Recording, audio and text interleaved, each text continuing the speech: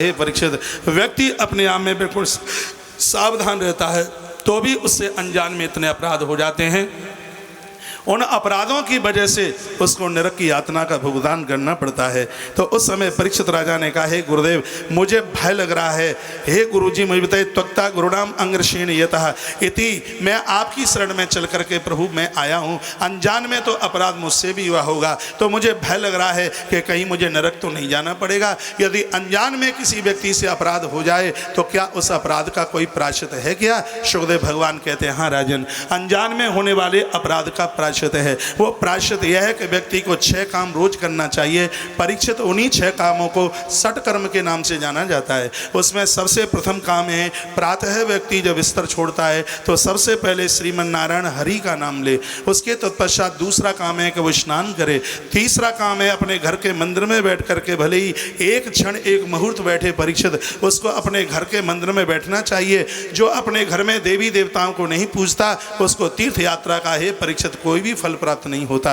उसके तत्पश्चात कहा गया है कि गौ माता को वो रोटी दे, अतिथि का सम्मान करे और पंछियों के लिए दाना डाले। अनजान के बचने वाले अपराधों से बचने के लिए एक समझदार व्यक्ति को 6 काम रोज करना चाहिए। इस बात को मैं पुनः द्वारा रिपीट कर रहा हूँ। थोड़ी सी मैंने कथा की स्पीड इसलिए बढ़ाई है क्योंकि मेरा स्टेशन दूर लंबा है, कहीं फिर गाड़ी ज़्यादा लेट न हो जाए।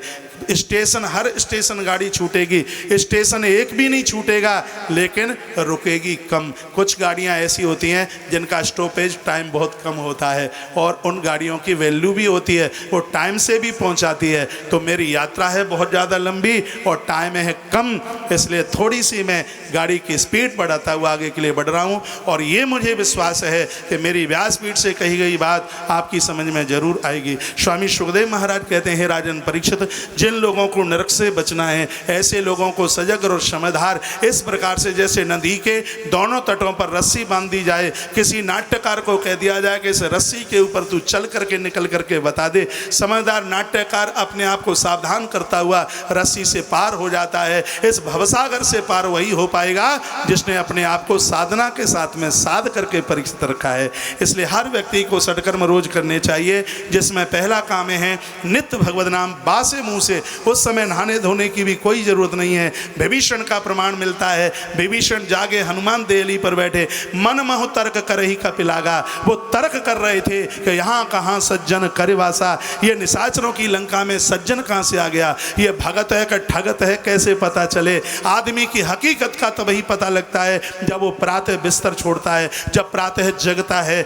व्यसनी है वो सुबह चाय मांगता है, भगवान का भक्त सुबह ही जिह्वा से भगवत नाम उच्चारण करता है। उसकी जिह्वा से पता चल जाता है कि आदमी कितने गहरे पानी में है। उसी समय राम नाम ते ही सुमिरन कीना, प्रभु राम के नाम का उच्चारण किया। हनुमान जी को लगा अरे तो परिपक्व भगत है। प्रातः का समय हमें बता देता है हम अपने आप में कैसे हैं। हे परीक्षित, व्यक्ति को सबसे पहला काम करना चाहिए, प्रातः जगे तो सबसे पहले भगवत नाम उच्चारण करे। भले ही वह ज्वर से कंपित हो रहा हो, डुबकी लगा करके नहा नहीं सकता तो सूती वस्त्र को भिंगा करके अपनी देह को पहुँचे। नित्य उसके लिए स्नान जरूरी है। तीसरी बात बताई, घर से बाहर तब निकले जब घर में देवताओं की वो अर्चना करे, वंदना करे, पूजा करे। और उसके तत्पश्चात बताया कि अतिथि का आदर करे। घर में रिश्तेदार मेहमान जन चल के आए हैं, पहले उनको भोजन कराए। हे परीक्षित, घर में यदि सबसे पहले बुजुर्गों को भोजन कराया जाता है तो वह आहुति सीधे भगवान के मुख में जाती है।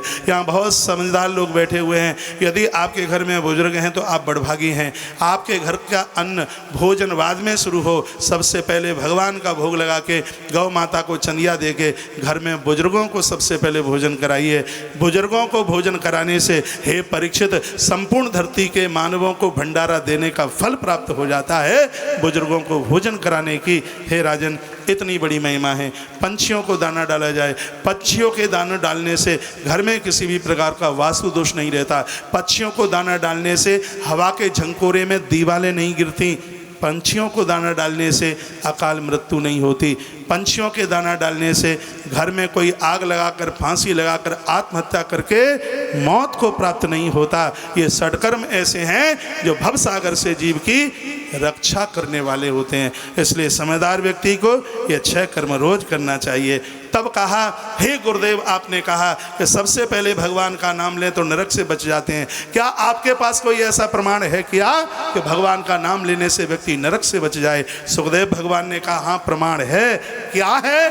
उस समय अजामिल उपाख्यान की कथा भगवान सुखदेव ने नाम महिमा में सुनाई है। यहीं 5वां स्कंद पूरा होता है।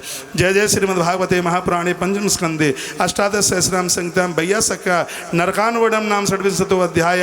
हरिओम तत्सत बोलिए, हरिओम तत्सत।